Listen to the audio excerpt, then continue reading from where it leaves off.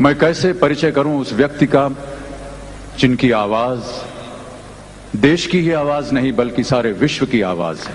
कई ऐसे किस्से हैं जिसमें ऐसा जिक्र है कैसे कि परिचय दूं पड़ोसी मुल्क के लोगों को मलाल था उस कि उनके शख्सियत का पास लता मंगेशकर नहीं है।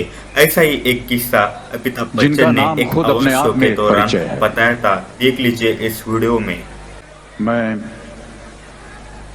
कैसे परिचय दूं उस शख्सियत का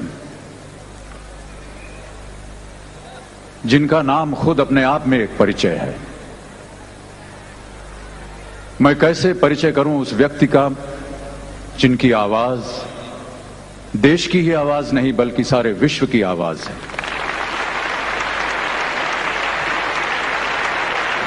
निस्संदेह एक ऐसी आवाज जिसे सही मानों में वॉइस ऑफ द मिलेनियम कहा जाना चाहिए।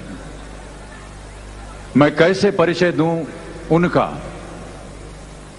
जबकि सुर, ताल, संगीत सब उन्हीं के नाम से शुरू होता है और उन्हीं के नाम से खत्म हो जाता है। मैं कैसे परिचय दूं उनका जिन्होंने विश्व भर में अनगिनत खिताब पाए हैं, अनगिनत रिकॉर्ड्स कायम किए हैं। इस अमूल्य रत्न का मूल्य कैसे किया जाए।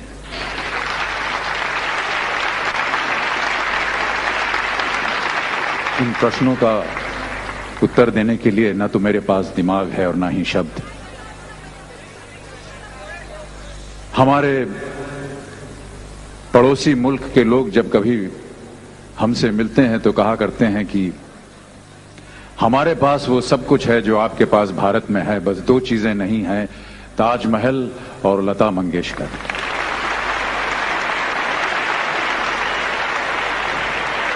इतनी बड़ी उपलब्धि अपने आप में ही एक अजूबा है। परंतु अपनी छोटी सी हैसियत में लता जी के गुणों का वर्णन करने के लिए मैं प्रयत्न करना चाहता हूं। धृष्टता के लिए लता जी मुझे क्षमा करें। पता नहीं आप लोगों ने कभी सितार को नजदीक से या करीब से देखा है या नहीं। सितार के ऊपर कई एक प्रमुख तारें होती हैं जिसे खींचने से और उस पर उंगलियां फिराने से सितार बज उठता है, उसमें से सुर निकलती है, आवाज निकलती है। इन प्रमुख तारों के नीचे भी 10-12 और तारें होती हैं, कुछ पतली सी, जिन्हें कि आमतौर पर सिंपैथेटिक स्ट्रिंग्स कहा जाता है।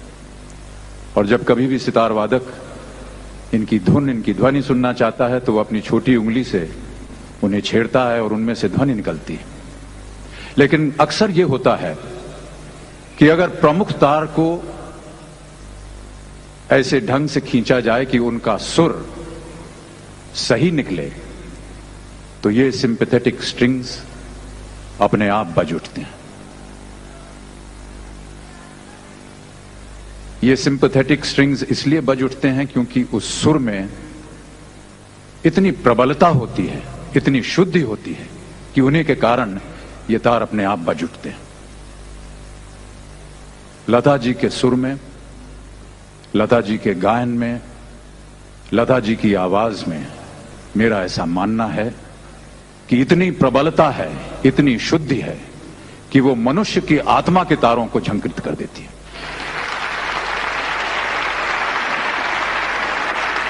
मेरा और एक अनुमान है कि संगीत के सुरों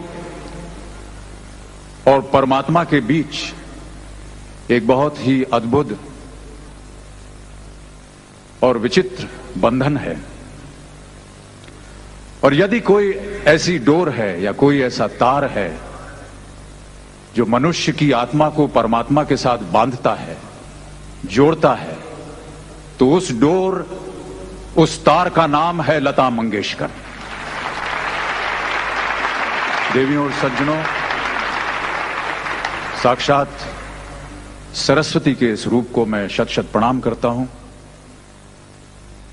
और बड़े ही विनम्र भाव से आग्रह करता हूं, आमंत्रित करता हूं कि लता जी हमारे समक्ष आए और हमारे और आपकी आत्माओं को परमात्मा के साथ बांधें। देवी और सज्जनों, आदरणीय लता मंगेशकर जी।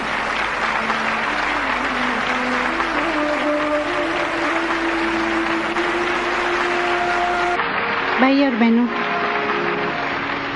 मैं अभी जो गाना आपको सुनाने जा रही हूँ, इसमें अमिताभ बच्चन भी हैं। और जिस दिन ये गाना रिकॉर्ड हुआ था, उस दिन वो नहीं थे, सिर्फ मैं गा के आई थी। तो समझिए कि उसके बाद मैं पहली बार ये गाना उनके साथ गा रही हूँ। अमिताभ जी बहुत ऊंचे कलाकार हैं, मैं उनको बहुत मानती हूँ।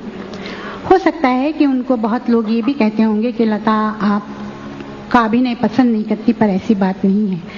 मेरे लिए वो बहुत ही बड़े कलाकार हैं और मैं हमेशा उनकी इज्जत भी करती हूँ और उनका काम भी पसंद करती हूँ।